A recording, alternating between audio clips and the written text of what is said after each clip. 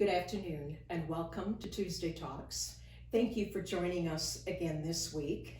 And I'm very pleased to introduce my guest today, DJ Jones from the Petoskey-Harbor Springs Area Community Foundation. All right, thank you. Great to be here. Good to have you. Yeah. Yes, thank you. It's been, interesting times. We're still, of course, in the middle of, well, everybody knows, Right. in the middle of COVID and all of that.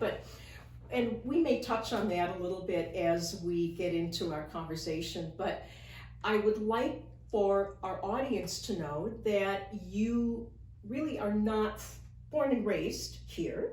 You're from New Jersey, actually. Yeah. Moved to Hilton Head Island when you were a freshman in high school. Yeah, about 15 Yeah. ish. Yeah.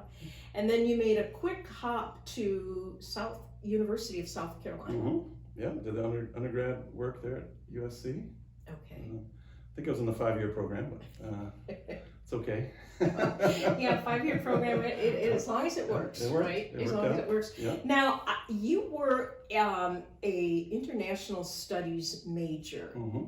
Can you enlighten us exactly what do you study Yeah. as an international studies major? I'll try. It's been a long time, but so international studies, at least at the University of South Carolina, was basically a lot of foreign policy type classes.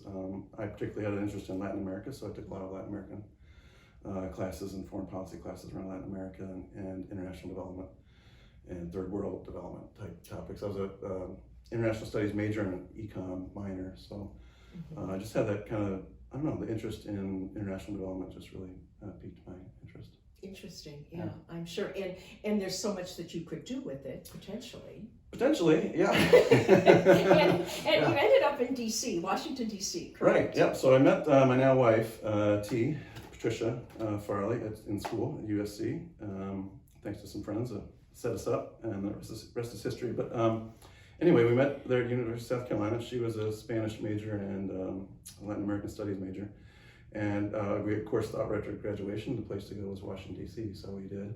Sure. Landed there in 91, found an apartment in Alexandria, Virginia, and found different jobs in D.C. She worked for National Wildlife Federation for a while and went to some other places. I was in hospitality, which I was doing as an undergrad in South Carolina at the Holiday Inn, so just stayed in hospitality in D.C. initially at the Crown Plaza right downtown there, and liked it, but got kind of burned out on the hospitality work, crazy hours and thankless jobs and all that stuff. So finally landed more in my field at the International Monetary Fund and World Bank, doing some neat work there, and really kind of putting some of that international studies, international development type studies to work. So that was kind of fun to be in an international organization. You're walking down the hall and hearing 4 different languages being spoken, and they're wearing their national dress or whatever their outfits are for their culture. So it was a neat experience for a few years, but the opportunity came about for us to finally make the move to Petoskey, to back to T's hometown. She grew up here, and we made it work. And I ended up at the Community Foundation in 2000 and never looked back. And so yes, 20 years later. That's right. You started off as a program director. Program officer for the Community Foundation, the first one they had. A really fun job of obviously getting to know all about the nonprofits and the needs and getting the money out the door. So it was always fun to help local nonprofits with their programs and how we can help them financially. And I got to meet an awful lot of people off the bat. T was always a little annoyed with me because we'd go out and she grew up here, but everyone would say, "Hey, DJ." So you never went out together, did you? Right. Or you started out together. Yeah. But then that was it, yeah, right? Got to know a lot of people really quickly, so it was kind of fun. Exactly. So, well, here you are with us today, and I want to thank you again. Well, thank you. How does GLCO, how does the orchestra fit into the context of the Community Foundation mission? Sure. Well, you're essentially what we're all about, supporting the nonprofit sector in Emmett County through generous donors that we have at the Community Foundation, and you may even share some of the donors. But our mission is to support your mission, really, in a nutshell. Our mission is to improve the quality of life in Emmett County, and I think you would agree that the Great Lakes Chamber Orchestra does that. Which you could probably spend several hours telling me how it does that. But we're just honored to be able to support your organization and others in the community that make this place such a great place to want to live. It's why we wanted to move here 20 years ago, thanks to the nonprofit sector and all the opportunities that are out here with the environment. There's organizations out here that are helping with the environment, helping with recreation, the trails, of course the arts groups that you know all about, and it's all what makes it a vibrant, enhances our quality of life here. This area is so strong, has such a large number of nonprofits, and is very strong in the arts. It is very strong, impressively strong. I think for a community this size to have what we have available today is pretty unusual, and it's a testament to your organizations. It's a testament to the supporters, the donors that support us and support you. Yeah, and it does enhance our way of life. It really does. The arts, all of the arts. It really does. Yeah. So what services does the foundation have for your donors? Sure. So I like to think of us as more of a kind of a conduit in between a generous donor base, generous individuals in the community, and really vibrant nonprofits, and maybe even some that aren't quite so vibrant, frankly, right? The full gamut, right? So we're the kind of the sweet spot in the middle to help connect donors with the community needs. That's one of our lines in our mission statement, right? So donors may give to the community fund. They can give to you directly, I hope they do, but they can give to us knowing that we're also supporting you and the other, hundreds of other needs in the community. So we're kind of that conduit in between what you're doing and what the donors want to support, so they can give to us for, they might not know what they want to support. So we have a lot of unrestricted funds they could give to the fund for the community. They'll know that we're going to grant out, twice a year to organizations that are seeking dollars. So there's that kind of flexibility. We have several funds that are for field of interest funds. So if they are in the environment or the arts, there's some types of funds that they can support. People are passionate about certain things. Yeah, and if they are, great, they can support organizations directly. They can support the funds under our roof that are also going to support those kind of causes. Agencies such as yourself also can create funds with us, endowment funds with us, for your own sustainability and long-term growth. Again, hopefully hitting a certain donor that may really like that as an option. They may want to support you and your operating, but they also might want to support you long-term, so they can support your endowment fund, again, at the Community Foundation. That's going to be there for good forever, supporting what you do. So just a neat kind of permanent resource for the community is what we are, and over 250, charitable funds under our roof, doing all sorts of neat things. So. And a testament to what pooling resources really can do, and how much more effective it can make those resources. Thanks for mentioning that. I mean, it's totally what that is. It's everyone coming together, and the one perception we try to battle against is this idea of if you're a foundation, you must have marble walls, and it's only for the wealthy donors. But if everyone in the community gives $20 to the Community Foundation for an endowment fund over time, that's all it is. It's all we've done in the 25-year history of the Community Foundation. That's all we've done is take in these donations from individuals and built them up. And now we're $44 million in total endowment. It's all about pooling those dollars together. In the years, when was the Community Foundation established? So late 91, early 92. Okay, so my math may have been off there. Was that close to 25, almost 30 years? Yeah. And the journey has been amazing, hasn't it? Oh yeah. Not only in the total amount of money, but in all the programs that you do and the outreach that you have. Well, if you think back to 91, 92, and I certainly wasn't there at that time, but some foundations, family foundations, private foundations, get started with some sort of big chunk of money. Maybe they sold a business or whatever. Foundation started with zero, right? You're starting from day one with $0, and to be here where we are now, again, I said $44 million in total assets is. So what do you think sets the Petoskey-Harbor Springs Community Foundation apart from other similar organizations? Yeah, I think part of it is that kind of pooling resources. We try not to be, we're caught in between wanting to be something for everyone, but also having to kind of be focused too. But we really are a community philanthropy. So there are lots of funders out there, and they all do great work. But a lot of them have kind of their areas of expertise, right?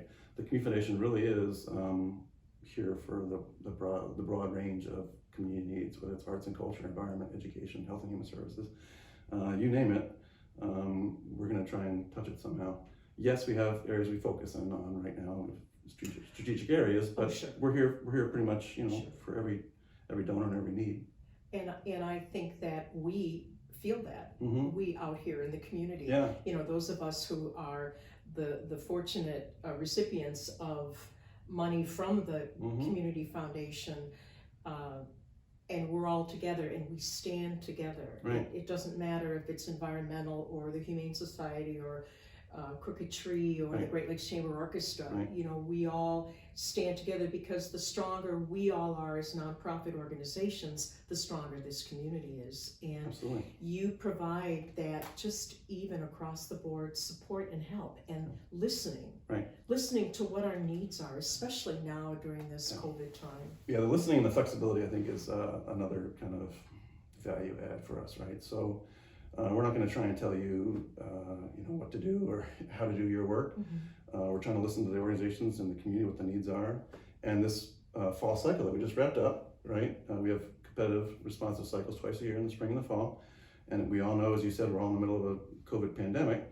So, you know, since March, we've been just doing nothing but listening to the nonprofit community and what their needs are.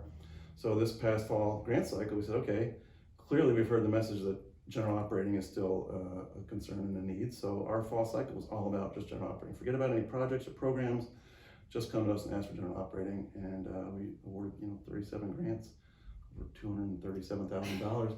Just this fall cycle for local groups. And that was amazing. Again, and you're right. You know, you heard what we were all saying.